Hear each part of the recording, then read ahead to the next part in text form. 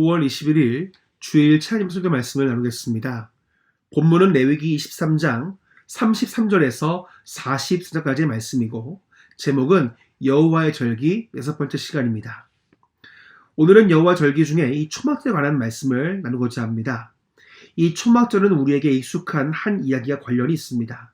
바로 예수님께서 예루살렘에 나귀를 타고 입성하실 때에 사람들이 호산나라고 외치는 그 장면인데 예수님께서 예루살렘으로 들어오실 날이 초막절이기 때문입니다. 그렇다면 초막절은 어떤 절기이고 예수님께서 나귀를 타고 입성하신 초막절의 의미는 무엇인지에 대해서 말씀을 나누고자 합니다. 마가복음 9장 5절 말씀을 보면 예수님께서 변화가 되셔서 모세와 엘리야와 서로 대화를 나누고 있는 모습을 본 베드로가 모세를 위해서 엘리야를 위해서 주님을 위해서 초막 3개를 짓자는 이야기할 모습을 성경을 통해서 읽으신 적이 있으실 것입니다. 이 초막이라는 것은 우리가 생각하는 별장과 같은 집이 아닙니다. 어떤 분들은 간혹 기도원에 조그마한 기도실을 연상하는 분도 있지만은 또는 어떤 사람들은 텐트를 연상하는 분도 있을 것입니다만 초막이라는 것은 허름한 임시 가건물과 같은 것입니다. 그래서 초막이라는 말을 히브리어로 수카라고 하는데 나무나 천으로 만든 허름한 가건물이라는 뜻입니다. 그래서 지금도 이스라엘 가면 이 초막절에 수카를 볼 수가 있습니다. 초막절에는 집 근처에 천과 나무를 이용한 임시 가건물을 만들어서 7일 동안 그 안에서 지내는 절기입니다. 초막절은 이스라엘 민족에게 즐거운 날이라고 합니다. 7월 15일은 초막절로 지키고 있는데 이 초막절은 모든 곡식과 열매를 추수한 후에 열리는 절기이기 때문에 이스라엘 민족에게 초막절은 더도 말고 덜도 말고 초막절과 같아라라는 그런 절기입니다. 그래서 이때는 이 추수감사제와 같은 제사를 하나님께 드리면서 한 해의 농사를 잘 마감하는 그런 절기이기도 합니다. 어떤 목사님은 이 초막절을 어떻게 비유하셨냐면 마치 대입 수능 시험을 마친 수험생의 기분으로 표현을 했습니다. 모든 농사가 끝나고 추수를 냈으니 얼마나 마음이 홀가분하겠습니까?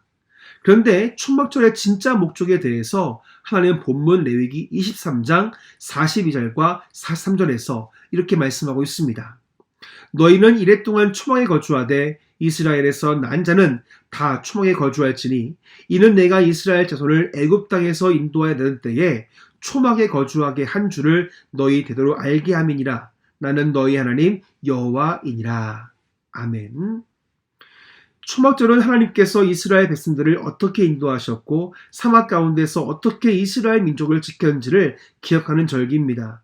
그래서 초막절이 되면 부모와 자녀들이 초막을 짓고 일주일 동안 초막 안에 살면서 3000년 전에 이스라엘 백성들이 경험했던 광야 생활을 경험하면서 하나님께서 어떻게 이스라엘 민족을 인도하셨고 하나님께서 애굽에서 종살이하던 이스라엘 백성들을 큰 권능으로 구원해내시고 광야 40년 동안 신실하게 인도하신 하나님에 대한 말씀을 듣는 것입니다. 어떻게 보면 간접적으로 말씀을 몸으로 체험하는 귀한 시간인 것입니다. 이렇게 하나님은 이스라엘 백성들을 인도하신 그 시간들을 기억하게 하시기 위해서 이 초막절을 만드시고 지키도록 하신 것입니다. 초막절이 되면 일주일 동안 예루살렘 성전 안에는 제사장들의 뜰이 있습니다. 이곳에서 예루살렘 성전을 방문한 순례자들은 모두가 참여하는 행사가 2가지가 있습니다. 첫 번째는 물을 붓는 관제의식입니다. 초막절이 되면 대제사장은 순례자 행렬과 함께 실로암 문못에 가서 물을 길어왔습니다. 이 물을 들고 수문을 통해서 제사장의 뜰로 들어갔는데 제사장이 물을 들고 수문에 도착하게 되면 제사장 창대가 나팔을 불며 환영을 했고 이사야 12장 2절부터 3절까지 말씀을 찬송함 불렸습니다. 보라 하나님은 나의 구원이시라. 내가 신뢰하고 두려움이 없으리니 주 여호와는 나의 힘이시며 나의 노래시며 나의 구원이심이라. 그러므로 너희가 기쁨으로 구원의 우물들에서 물을 기르리로다. 아멘. 이렇게 순례자들은 찬양을 하며 들어옵니다. 그렇게 하고 나서 번제단 남서쪽에 종려나무 가지를 세우고 기도문을 낭독하게 되는데 이 시냇가에 심겨진 종려나무를 꺾어옵니다.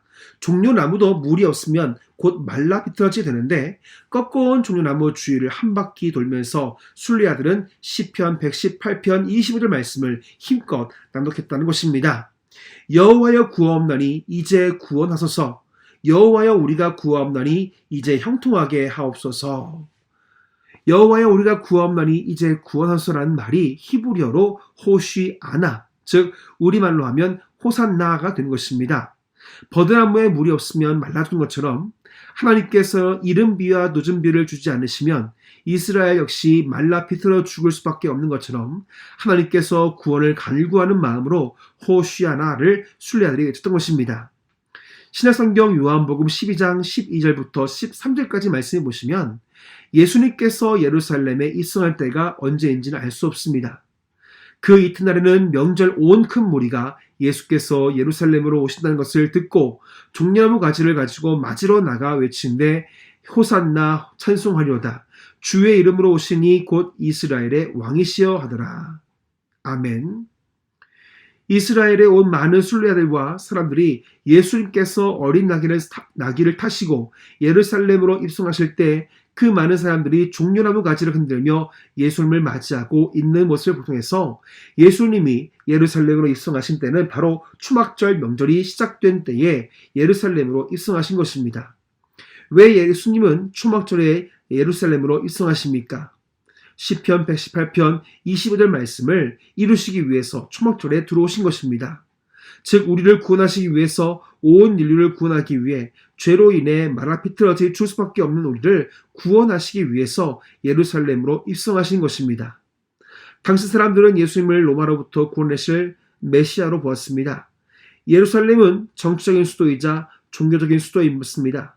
그렇기 때문에 예수님이 예루살렘으로 오지 않는 것은 정치적으로 로마로부터 자유, 종교적으로부터는 이스라엘 사람들의 종교적으로 묶고 있는 관리는 로마로부터의 자유를 예수님께 해결하기 위해 오신 것처럼 사람들이 생각했기 때문입니다.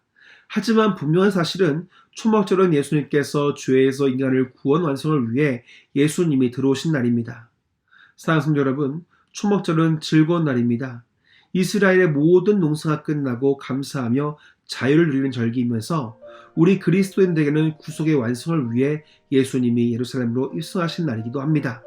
오늘 여러분 마음속에 초막절의 의미를 다시금 생각하면서 나를 위해서 완전한 구원을 이루기 위해 오신 예수 그리스도를 온전히 환영하시면서 나아가는 귀한 날 될 수 있기를 간절히 축복합니다.